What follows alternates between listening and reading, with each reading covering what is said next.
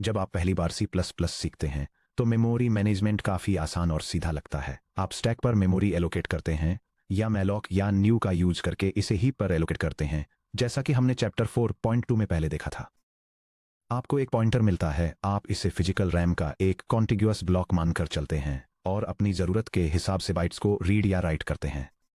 लेकिन जब आप हाई परफॉर्मेंस CUDA एप्लीकेशंस लिखना शुरू करते हैं जो होस्ट CPU और GPU के बीच हर second gigabytes of data stream करती हैं, तो वह कंफर्टेबल एब्स्ट्रैक्शन टूट जाता है। अगर आप न्यू या मैलॉक पैरेंथेसिस के जरिए एलोकेट की गई स्टैंडर्ड होस्ट मेमोरी का यूज करके एक asynchronous memory transfer CUDA mem copy async parenthesis execute करने की कोशिश करते हैं, तो आपको जल्द ही एक परेशान करने वाला सच पता चलेगा। आपका ट्रांसफर या तो चुपचाप एक ब्लॉकिंग सिंक्रोनस ऑपरेशन पर वापस चला जाएगा या फिर आपके GPU कर्नल्स के साथ ट्रू ओवरलैपिंग एग्जीक्यूशन अचीव करने में फेल हो जाएगा।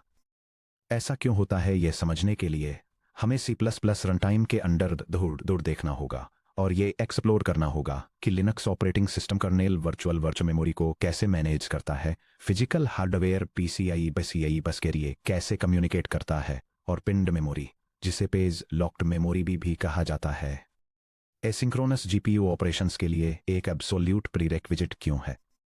Section break. The virtual memory illusion, why standard host memory is पेजेबल।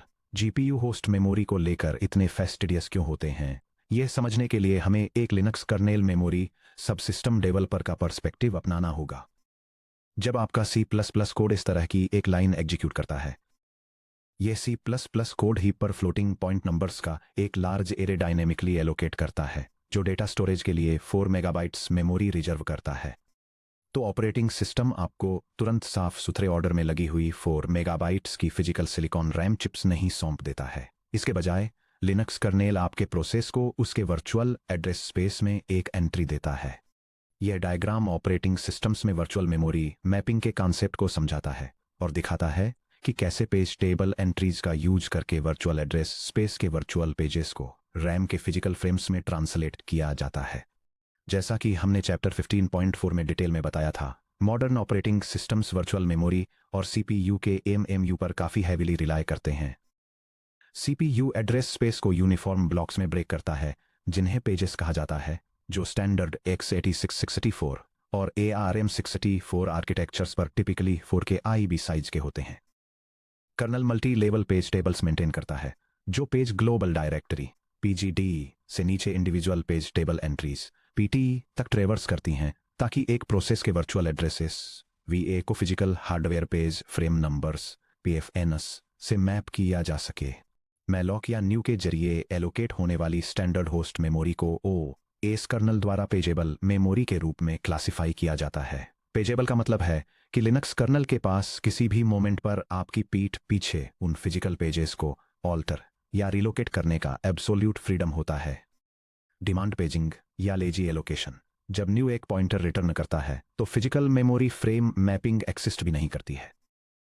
Colonel तब तक वेट करता है जब तक कि CPU पहली बार किसी पेज को रीड या राइट नहीं करता, जिससे एक पेज फॉल्ट PF ट्रिगर होता है, और उस पॉइंट पर कर्नल डायनेमिकली उस वर्चुअल एड्रेस को एक फिजिकल पेज फ्रेम असाइन कर देता है। पेज माइग्रेशन और कॉम्पैक्शन। सिस्टम लोड के under Linux kernel memory manager के स्वैप डी और डायरेक्ट रिक्लेम पाथ्स मेमोरी को डिफ्रेगमेंट करने के लिए एक फिजिकल पेज फ्रेम को RAM में किसी दूसरे फिजिकल लोकेशन पर मूव कर सकते हैं। यह प्रोसेस के PTE को अपडेट कर देता है और आपके एप्लीकेशन कोड को कभी डिफरेंस का पता भी नहीं चलता। स्वैपिंग और पेज रिक्लेम। अगर सिस्टम की फिजिकल मेमोरी कम हो जाती है तो OS कर्नल एक पेज को डर्टी मार्क कर सकता है, उसके कंटेंट्स को डिस्क या स्वैप स्पेस या जेड स्वैप या कंप्रेस्ड RAM में फ्लश कर सकता है और फिजिकल फ्रेम को पूरी तरह से अनमैप कर सकता है। अगर आपका C++ कोड बाद में उस एड्रेस को फिर से एक्सेस करता है तो CPU एक पेज फॉल्ट ट्रिगर करता है, जिससे एग्जीक्यूशन ब्लॉक हो जाता है, जबकि OS डिस्क से डेटा को वापस होस्ट RAM में रीड करता है। नॉर्मल CPU एग्जीक्यूशन के लिए पेजेबल मेमोरी एक ब्रिलियंट डिज़ाइन है। यह सिस्टम्स को ऐसे प्रोग्राम्स रन करने की परमिशन देता है जो फिजिकल रैम कैपेसिटी से ज़्यादा होते हैं और सिस्टम मेमोरी यूटिलाइजेशन को ऑप्टिमाइज करता है। लेकिन जब GPU जैसा कोई हार्डवेयर पेरिफेरल पिक्चर में आता है तो यह फ्लेक्सिबिलिटी एक बहुत बड़ी लायबिलिटी बन जाती है। Section break. PCIe DMA engine की बात करते हैं कि पेजेबल रैम हार्डवेयर को क्यों कंफ्यूज करती है। होस्ट रैम और GPU VRAM के बीच डेटा ट्रांसफर इस बात पर डिपेंड नहीं करते कि CPU PCIe बस में बाइट्स कॉपी करने के लिए मैन्युअली एक फॉर लूप रन करे। ऐसा करने से CPU कोर यूटिलाइजेशन 100% पर पहुंच जाएगा और बहुत ही खराब थ्रूपुट मिलेगा। इसकी बजाय सिस्टम ट्रांसफर एक डेडिकेटेड हार्डवेयर इंजन यानी direct memory access DMA controller पर डिपेंड करते हैं जो GPU के PCI इंटरफेस पर होता है। यह डायग्राम दिखाता है कि कैसे एक होस्ट सेंट्रल प्रोसेसिंग यूनिट एक direct memory access transfer initiate करता है जिसमें डेटा को पिंड होस्ट फिजिकल रैम से ग्राफिक्स प्रोसेसिंग यूनिट की वीडियो मेमोरी में एक PCI एक्सप्रेस बस के जरिए एक DMA कंट्रोलर का यूज करके मूव किया जाता है। यहाँ फंडामेंटल प्रॉब्लम यह है कि GPU का PCI DMA controller host CPU के MMU से कंसल्ट नहीं करता है और नहीं लिनक्स पेज टेबल्स को वॉक करता है। जब कूडा ड्राइवर GPU के DMA इंजन को होस्ट रैम से डेटा पुल करने का इंस्ट्रक्शन देता है तो यह DMA कंट्रोलर को एक फिजिकल बस एड्रेस और बाइट्स में लेंथ सौंप देता है। Hardware DMA controller blindly PCI बस से फुल लाइन रेट पर फिजिकल मेमोरी एड्रेसेस को रीड करता है। इमेजिन कीजिए कि क्या होगा अगर कूडा ड्राइवर सीधे एक पेजेबल होस्ट एरे से DMA ट्रांसफर इश्यू करने की कोशिश करे। कूडा ड्राइवर उस फिजिकल रैम एड्रेस को लुकअप करता है जो करेंटली आपके एरे से मैप्ड है, जैसे कि फिजिकल फ्रेम 0x8A100। कूडा ड्राइवर फिजिकल एड्रेस 0x8A100 को PCI DMA इंजन को सौंप देता है और उसे 100 मेगाबाइट्स कॉपी करना शुरू करने के लिए कहता है। ट्रांसफर के बीच में Linux kernel background memory compaction perform करने के लिए एक CPU कोर को इंटरप्ट करता है। यह फिजिकल फ्रेम 0x8A100 को अनमैप करता है, इसके डेटा को कहीं और मूव करता है और फिजिकल फ्रेम 0x8A100 को एक बिल्कुल अलग प्रोसेस या कर्नल नेटवर्क बफर को रीअसाइन कर देता है। GPU का DMA कंट्रोलर इस कर्नल एक्टिविटी से पूरी तरह अनजान होकर PCIe बस के जरिए फिजिकल फ्रेम 0x8A100 से VRAM में डेटा ब्लास्ट करना जारी रखता है। इसका result severe memory corruption, silent data poisoning या एक हार्डवेयर PCIe बस एरर जो पूरे ऑपरेटिंग सिस्टम को एक कर्नेल पैनिक के साथ डाउन कर देता है। इस हैजार्ड की वजह से एक GPU DMA engine host physical memory को केवल तभी सेफली एक्सेस कर सकता है जब यह गारंटी हो कि वह मेमोरी पूरे ट्रांसफर ड्यूरेशन के लिए अपनी जगह पर पिन रहेगी। Section break. The hidden bottleneck CUDA staging buffers. क्या होगा अगर आप इस रिक्वायरमेंट को इग्नोर करते हैं और स्टैंडर्ड मैलॉक या STD वेक्टर के जरिए एलोकेटेड पॉइंटर को कूडा मेम कॉपी एसिंग जैसे एसिंक्रोनस कॉपी API में पास करते हैं। यह एग्जाम्पल GPU प्रोग्रामिंग में एक कॉमन पिटफॉल को दिखाता है जहां डेटा को स्टैंडर्ड पेजेबल सिस्टम मेमोरी में एलोकेट किया जाता है और फिर एक एसिंक्रोनस कॉपी ऑपरेशन का यूज करके ग्राफिक्स कार्ड में ट्रांसफर किया जाता है। क्योंकि होस्ट मेमोरी पेज लॉक्ड नहीं होती है, इसलिए ट्रांसफर ट्रूली एसिंक्रोनस तरीके से रन नहीं हो पाता है, जिससे परफॉर्मेंस बॉटलनेक्स हो सकते हैं। आप एक्सपेक्ट कर सकते हैं कि यह कोड बैकग्राउंड में एसिंक्रोनसली एग्जीक्यूट होगा, लेकिन अंडर द हुड कूडा ड्राइवर को रियलाइज होता है कि h_data पेजेबल होस्ट मेमोरी है। क्योंकि GPU DMA इंजन पेजेबल मेमोरी को डायरेक्टली सेफली रीड नहीं कर सकता, इसलिए कूडा ड्राइवर एक वर्कअराउंड एग्जीक्यूट करने के लिए मजबूर हो जाता है। यह डायग्राम स्टैंडर्ड होस्ट मेमोरी से GPU मेमोरी में डेटा ट्रांसफर करने के 2-स्टेप प्रोसेस को दिखाता है। फर्स्ट, पेजेबल होस्ट मेमोरी से एक पिंड स्टेजिंग बफर में सिंक्रोनस कॉपी के दौरान CPU ब्लॉक हो जाता है। देन एक डायरेक्ट मेमोरी एक्सेस ट्रांसफर बिना CPU इंटरवेंशन के डेटा को स्टेजिंग बफर से GPU मेमोरी में PCI एक्सप्रेस बस के जरिए मूव करता है। हिडन एलोकेशन कूडा ड्राइवर पिंड मेमोरी का एक इंटरनल पूल मेंटेन करता है जिसे होस्ट स्टेजिंग बफर के रूप में जाना जाता है। सिंक्रोनस होस्ट कॉपी CPU आपके पेजेबल C++ वेक्टर से ड्राइवर के इंटरनल पिंड स्टेजिंग बफर में एक standard synchronous ma'am copy execute करता है। इस कॉपी ऑपरेशन के दौरान आपका कॉलिंग CPU थ्रेड ब्लॉक हो जाता है। एसिंक्रोनस DMA एक बार जब डेटा पूरी तरह से पिंड स्टेजिंग बफर के अंदर आ जाता है तो कूडा ड्राइवर स्टेजिंग बफर से PCIe बस के जरिए VRAM में डेटा को एसिंक्रोनसली मूव करने के लिए हार्डवेयर DMA कमांड डिस्पैच करता है।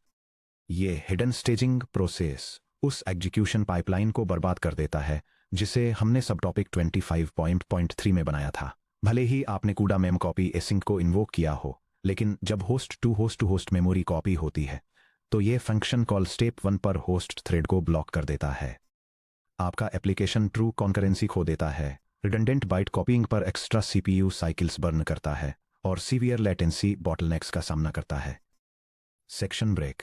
पिंड memory to the rescue, CUDA malloc host और CUDA host alloc. Hidden staging buffer को एलिमिनेट करने, सीपीयू साइड कॉपीज को बाईपास करने और रियल हार्डवेयर एसिंक्रोनी अचीव करने के लिए आपको पिंड मेमोरी, जिसे पेज लॉक्ड मेमोरी भी कहा जाता है, उसका यूज करना होगा। जब आप पिंड मेमोरी एलोकेट करते हैं तो क्यूडा ड्राइवर सीधे लिनक्स कर्नेल मेमोरी सबसिस्टम के साथ इंटरेक्ट करता है, पिन यूजर पेजेस या एमलॉक जैसे कर्नेल प्रिमिटिव्स का यूज करके। ये कर्नेल को एलोकेटेड फिजिकल पेज फ्रेम्स को लॉक डाउन करने के लिए फोर्स करता है। ओएस गारंटी देता है कि ये पेजेस कभी भी डिस्क पर स्वैप आउट नहीं होंगे, कभी भी दूसरे फिजिकल फ्रेम्स में माइग्रेट नहीं होंगे और एक्सप्लिसिटली फ्री किए जाने तक अपने असाइंड फिजिकल एड्रेसेस पर स्टैटिक रहेंगे। फिजिकल मेमोरी लॉक डाउन होने के बाद क्यूडा ड्राइवर फिजिकल एड्रेसेस को सीधे जीपीयू पीसीआई डीएमए इंजन को सौंप सकता है। ट्रांसफर्स होस्ट सीपीयू से पूरी तरह से अनअसिस्टेड हो जाते हैं और एसिंक्रोनसली चलते हैं, जबकि आपके होस्ट पोस्ट्स प्लस थ्रेड्स दूसरा काम एग्जीक्यूट करने के लिए फ्री रहते हैं। यह डायग्राम दिखाता है कि कैसे डेटा को डायरेक्ट मेमोरी एक्सेस का यूज करके पिंड होस्ट सिस्टम मेमोरी से डायरेक्टली ग्राफिक्स कार्ड की वीडियो मेमोरी में ट्रांसफर किया जाता है, जिससे ओवरहेड को खत्म करने के लिए प्रोसेसर को बाईपास किया जा सके।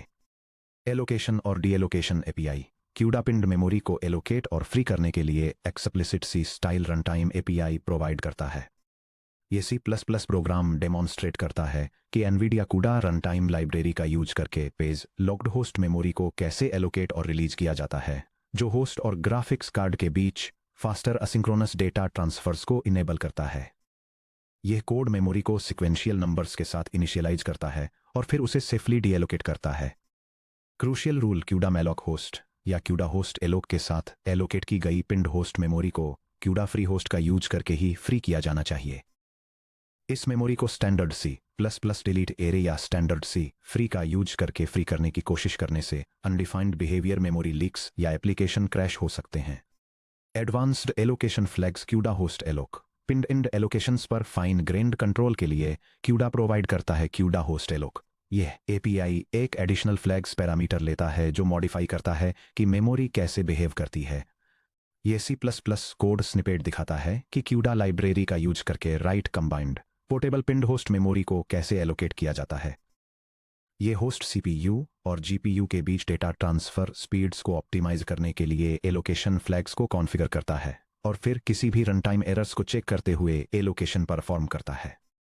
चलिए प्राइमरी फ्लैग ऑप्शंस को डिटेल में समझते हैं। CUDA होस्ट एलोकेट डिफ़ॉल्ट यह बिल्कुल CUDA मैलोक होस्ट की तरह बिहेव करता है। CUDA host allocate portable by default पिंड एलोकेशंस सिर्फ उसी स्पेसिफिक जीपीयू डिवाइस के CUDA कॉन्टेक्स्ट से बंधे होते हैं जो एलोकेशन के वक्त एक्टिव होता है। इस फ्लैग को पास करने से पिंड मेमोरी एक मल्टी जीपीयू सिस्टम के सभी CUDA कॉन्टेक्स्ट्स और डिवाइसेज में अवेलेबल हो जाती है। CUDA host allocate right combined ये मेमोरी को स्टैंडर्ड CPU कैश्ड मेमोरी के बजाय राइट कंबाइंड यानी WC मेमोरी की तरह एलोकेट करता है। WC मेमोरी CPU के L1 ऑन और L2 कैशेज को बाईपास करती है, जिससे कीमती CPU कैशे लाइंस फ्री हो जाती हैं। ये PCIe पर होस्ट 2 डिवाइस यानी HT ट्रांसफर स्पीड्स को बहुत ज़्यादा बढ़ा देता है। वार्निंग, क्योंकि CPU कैशिंग डिसेबल्ड है, इसलिए होस्ट CPU कोड का यूज करके राइट कंबाइंड मेमोरी से रीड करना बहुत ज़्यादा स्लो होता है। WC मेमोरी का यूज सिर्फ उन बफर्स के लिए करें जिनमें CPU सिर्फ एक बार लिखता है और GPU उन्हें PCIe के जरिए रीड करता है। CUDA होस्ट एलोकेट मैप ये होस्ट के फिजिकल एलोकेशन को सीधे CUDA डिवाइस एड्रेस स्पेस में मैप कर देता है। इससे 0 कॉपी मेमोरी क्रिएट होती है, जिससे GPU कर्नेल थ्रेड्स बिना CUDA मेम कॉपी को एक्सप्लिसिटली कॉल किए सीधे PCIe बस के जरिए होस्ट रैम को रीड या राइट कर सकते हैं। Section break. Pinning existing host memory CUDA host register क्या हो अगर आपके सिस्टम डिज़ाइन को किसी थर्ड पार्टी C++ लाइब्रेरी द्वारा एलोकेट की गई मेमोरी के साथ काम करने की ज़रूरत हो, जैसे OpenCV से एक इमेज बफर, PyTorch से एक टेंसर बफर या किसी एग्जिस्टिंग C++ कोडबेस के अंदर इनिशियलाइज किया गया एक std वेक्टर। आप CUDA मैलोक होस्ट के साथ इन बफर्स को रीएलोकेट नहीं कर सकते। Fortunately CUDA runtime existing host allocations को उसी जगह पर पिन करने के लिए एक API प्रोवाइड करता है जिसे CUDA होस्ट रजिस्टर कहते हैं। ये C++ और CUDA कोड डेमोन्स्ट्रेट करता है कि कैसे एक एग्जिस्टिंग होस्ट वेक्टर की मेमोरी को टेम्परेरी तौर पर एक जगह पिन किया जाए ताकि GPU में एक asynchronous zero copy transfer perform किया जा सके। ये होस्ट मेमोरी को रजिस्टर करता है, एक CUDA स्ट्रीम का यूज करके डिवाइस में एक एसिंक्रोनस कॉपी शेड्यूल करता है, कंप्लीशन की गारंटी देने के लिए स्ट्रीम को सिंक्रोनाइज करता है और फाइनली मेमोरी को अनरजिस्टर कर देता है ताकि यह अपनी नॉर्मल पेजेबल स्टेट में वापस आ सके। CUDA होस्ट रजिस्टर के लिए flags. CUDA host register default यह पहले से मौजूद होस्ट वर्चुअल मेमोरी रेंज को पिन करता है। CUDA होस्ट रजिस्टर पोर्टेबल ये रजिस्टर्ड पेज लॉक्स को सभी CUDA कॉन्टेक्स्ट्स में पोर्टेबल बनाता है। CUDA होस्ट रजिस्टर मैप्ड ये रजिस्टर्ड होस्ट एड्रेस को सीधे GPU एड्रेस स्पेस में मैप करता है ताकि जीरो कॉपी कर्नल एक्सेस मिल सके। CUDA host register read only ये CUDA ड्राइवर और लिनक्स कर्नल को इन्फॉर्म करता है कि GPU इस होस्ट बफर से सिर्फ रीड करेगा। इससे operating system page lock tables में ऑप्टिमाइजेशन इनेबल होते हैं। Performance note CUDA host register को कॉल करने से एक non trivial system call overhead होता है क्योंकि लिनक्स OS कर्नल को पेज टेबल को वॉक करना पड़ता है, पेजेस को वैलिडेट करना पड़ता है और इंटरनल सिस्टम लॉक काउंटर्स को अपडेट करना पड़ता है। किसी हाई फ्रीक्वेंसी इनर लूप के अंदर मेमोरी को रजिस्टर और अनरजिस्टर न करें। इनिशियलाइजेशन के दौरान एक बार बड़े बफर्स को रजिस्टर करें, उन्हें अपनी पाइपलाइन इटरेशंस के लिए रीयूज करें और क्लीनअप के समय उन्हें अनरजिस्टर कर दें। Section break. System level trade offs physical RAM को लॉक करने की कॉस्ट। इस पॉइंट पर आप सोच रहे होंगे कि अगर पिंड host memory hidden staging buffers को बाईपास करती है, हाई स्पीड DEMA को इनेबल करती है और CUDA मेमकॉपी असिंक को नॉन ब्लॉकिंग बनाती है, तो हमें अपनी पूरी एप्लीकेशन में सभी होस्ट मेमोरी को पिन क्यों नहीं कर देना चाहिए। सॉफ्टवेयर इंजीनियर्स के रूप में हमें सिस्टम लेवल ट्रेड ऑफ्स को ध्यान से तोलना चाहिए। पिन में मेमोरी कोई फ्री लंच नहीं है, यह लिनक्स ऑपरेटिंग सिस्टम कर्नल पर एक भारी टैक्स लगाती है। यह डायग्राम सिस्टम फिजिकल रैम के लेआउट को दिखाता है जिसमें पिन मेमोरी के कॉन्सेप्ट को हाईलाइट किया गया है। यह दिखाता है कि पिंड मेमोरी लॉक्ड होती है जिससे यह पेज आउट नहीं हो पाती और इसकी वजह से हाई मेमोरी प्रेशर के दौरान ऑपरेटिंग सिस्टम स्टार्व हो सकता है। Number 1 physical memory starvation. जब आप पिंड होस्ट मेमोरी एलोकेट करते हैं तो आप effectively Linux kernel memory manager के कंट्रोल से फिजिकल रैम फ्रेम्स को हटा देते हैं। उस मेमोरी को डिस्क पर स्वैप आउट, कंप्रेस या अन्य एप्लीकेशंस या OS सर्विसेज से मेमोरी रिक्वेस्ट्स को पूरा करने के लिए रिक्लेम नहीं किया जा सकता है। अगर एक CUDA एप्लीकेशन 64 गीगाबाइट वर्कस्टेशन पर 48 गीगाबाइट रैम को अग्रेसिवली पिन कर देता है तो ऑपरेटिंग सिस्टम के पास सिर्फ 16 गीगाबाइट मैनेजेबल मेमोरी ही बचती है। इसके रिजल्ट के रूप में system file, system caches, page cache shrink हो जाते हैं जिससे डिस्क IO परफॉर्मेंस को बहुत नुकसान पहुंचता है। बाकी बचे प्रोसेस पेजेस को बार बार स्वैप होने के लिए मजबूर होना पड़ता है जिससे सीवियर सिस्टम थ्रैशिंग होती है। Linux out of memory OOM killer. अगर आपका एप्लीकेशन बहुत ज़्यादा मेमोरी पिन कर देता है तो दूसरे प्रोसेसेस से या यहाँ तक कि आपके खुद के प्रोसेस के अंदर से भी host memory allocation requests fail हो जाएंगी। जब फिजिकल रैम पूरी तरह खत्म हो जाती है और कर्नेल काफ़ी पेजेबल पेजेस को रिक्लेम नहीं कर पाता है तो कर्नेल का out of memory OOM killer out of memory function activate हो जाता है। OOM killer process scores OOM score को इवेल्युएट करता है और एस को जिंदा रखने के लिए किल सिग्नल के साथ प्रोसेसेस को फोर्सफुली टर्मिनेट कर देता है और आपका CUDA एप्लीकेशन अक्सर इसका प्राइम टारगेट होता है। Physical address space fragmentation. क्योंकि पिन किए गए पेजेस फिजिकली इमूवेबल होते हैं, वे फिजिकल मेमोरी में परमानेंट आइलैंड्स या ऑब्स्ट्रक्शंस की तरह का काम करते हैं। समय के साथ स्कैटर्ड होस्ट एलोकेशंस की एक्सटेंसिव पिनिंग लिनक्स कर्नेल को कंटिन्यूअस मेमोरी कॉम्पैक्शन करने से रोकती है। इससे सिस्टम के लिए CPU बाउंड प्रोसेसिंग के लिए कंटिगुअस ह्यूज पेजेस जैसे कि 2 मेगाबाइट या 1 गीगाबाइट पेजेस एलोकेट करना इम्पॉसिबल हो सकता है। पिंड एलोकेशंस के लिए engineering best practices. Raw performance और OS स्टेबिलिटी के बीच बैलेंस बनाने के लिए अपने C++ एप्लीकेशंस में इन गोल्डन रूल्स को फॉलो करें। स्टैटिक बफर्स को रीयूज करें। एप्लीकेशन स्टार्टअप पर पिंड होस्ट मेमोरी बफर्स का एक फिक्स्ड पूल एलोकेट करें। इन पिंड बफर्स को CUDA malloc होस्ट के साथ बार बार एलोकेट और फ्री करने या CUDA होस्ट रजिस्टर के साथ रजिस्टर करने के बजाय अपने स्ट्रीमिंग पाइपलाइन में बार बार रीयूज करें। पिंड स्कोप को लिमिट करें। केवल उन स्पेसिफिक बफर्स को पिन करें जो PCI स्ट्रीमिंग ट्रांसफर्स में एक्टिवली पार्टिसिपेट करते हैं। Long lived intermediate data structures को स्टैंडर्ड पेजेबल मेमोरी में रखें। सिस्टम लिमिट्स को मॉनिटर करें। सिस्टम रिसोर्स लिमिट्स जैसे लिनक्स पर यू लिमिट -L के बारे में अवेयर रहें, जो ये रिस्ट्रिक्ट करती हैं कि एक non root process page locking mechanisms का यूज करके फिजिकल रैम के कितने बाइट्स को लॉक कर सकता है। Section break. Comparison. Host memory allocation strategies. आपकी अंडरस्टैंडिंग को और मजबूत करने के लिए नीचे दी गई table standard pageable host memory और पेज लॉक्ड होस्ट मेमोरी के बीच के की ट्रेड ऑफ्स को समराइज करती है। यह टेबल कई ट्रेड्स में standard host memory, pinned host memory और रजिस्टर्ड होस्ट मेमोरी के फीचर्स को कंपेयर करती है। First, Linux OS page state के बारे में स्टैंडर्ड होस्ट मेमोरी पेजेबल होती है और स्वैप या माइग्रेट हो सकती है, जबकि पिन्ड और रजिस्टर्ड होस्ट मेमोरी दोनों लॉक्ड और इमूवेबल होती हैं। इस वजह से GPUDMA कंट्रोलर एक्सेस के लिए स्टैंडर्ड होस्ट मेमोरी को एक स्टेजिंग बफर के जरिए इनडायरेक्ट एक्सेस की जरूरत होती है, जिससे asynchronous memory copy function synchronous और CPU ब्लॉकिंग हो जाता है। इसके अपोजिट पिन्ड और रजिस्टर्ड होस्ट मेमोरी दोनों direct unassisted PCI EDMA access को अलाउ करती हैं, जिससे truly asynchronous memory copies possible हो पाती हैं। एलोकेशन सोर्स को देखें तो स्टैंडर्ड होस्ट मेमोरी हीप या C+ रन टाइम से आती है और इसे स्टैंडर्ड फ्री या डिलीट का यूज करके फ्री किया जाता है। पिन्ड होस्ट मेमोरी को कूडा ड्राइवर या कर्नेल एमलॉक के जरिए एलोकेट किया जाता है और कूडा फ्री होस्ट का यूज करके फ्री किया जाता है। रजिस्टर्ड होस्ट मेमोरी एक पहले से मौजूद C++ होस्ट हीप एरे का यूज करती है और इसे कूडा होस्ट अनरजिस्टर का यूज करके रिलीज किया जाता है। CPU कैशे मोड के लिए स्टैंडर्ड और registered host memory standard L1, L2 या L3 कैशिंग का यूज करती हैं, जबकि पिन्ड होस्ट मेमोरी कॉन्फ़िगरेबल होती है, जो डिफ़ॉल्ट रूप से राइट कंबाइंड पर सेट होती है। फाइनली, OS इम्पैक्ट के मामले में स्टैंडर्ड होस्ट मेमोरी फ्लेक्सिबल होती है और इसे कर्नेल द्वारा मैनेज किया जाता है। Pinned host memory permanently physical RAM consume करती है और रजिस्टर्ड होस्ट मेमोरी सिर्फ तभी फिजिकल रैम कंज्यूम करती है जब वह रजिस्टर्ड होती है। Section break. Complete hands on code. Pageable versus pinned transfer pipeline.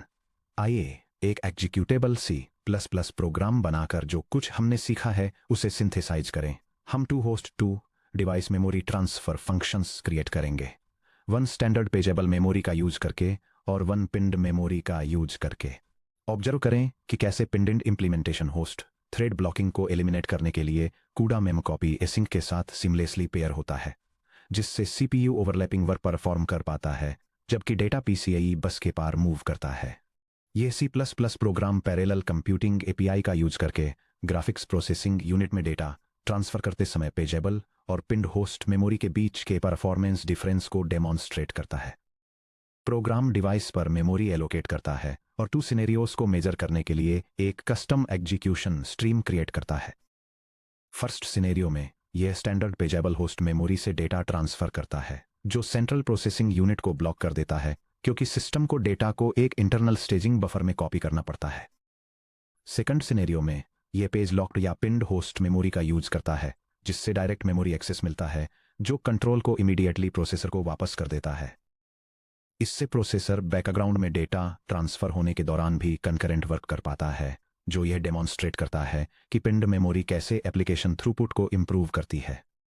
Output में क्या एक्सपेक्ट करें?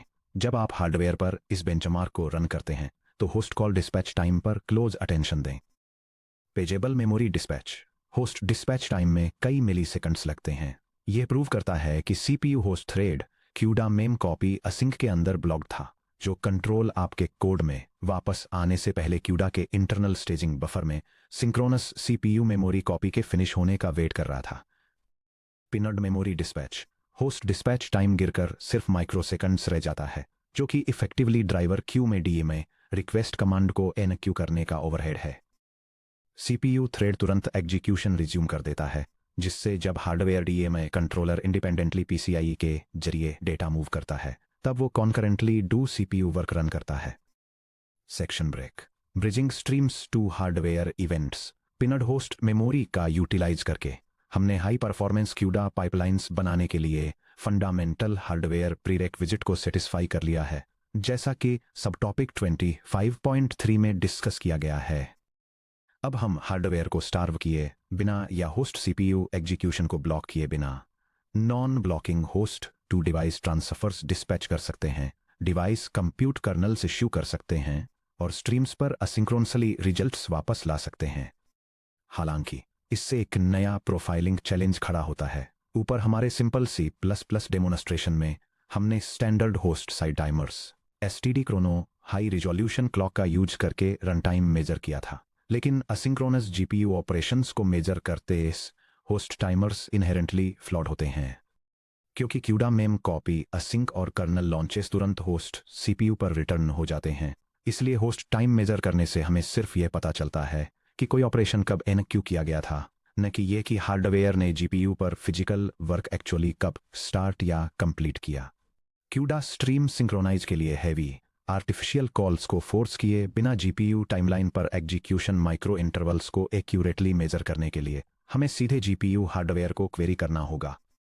ये हमारे अगले टॉपिक सब टॉपिक 25.5 हार्डवेयर इवेंट्स और फाइन ग्रेन्ड स्ट्रीम सिंक्रोनाइजेशन के लिए स्टेज सेट करता है, जहां हम एक्सप्लोर करेंगे कि कूडा इवेंट रिकॉर्ड का यूज करके कूडा स्ट्रीम्स पर माइक्रोसेकंड प्रिसाइज टाइम स्टैम्प्स कैसे रिकॉर्ड करें, प्रिसाइज प्रोफाइलिंग मार्कर्स कैसे क्रिएट करें और इवेंट बेस्ड स्ट्रीम सिंक्रोनाइजेशन को कैसे मास्टर करें।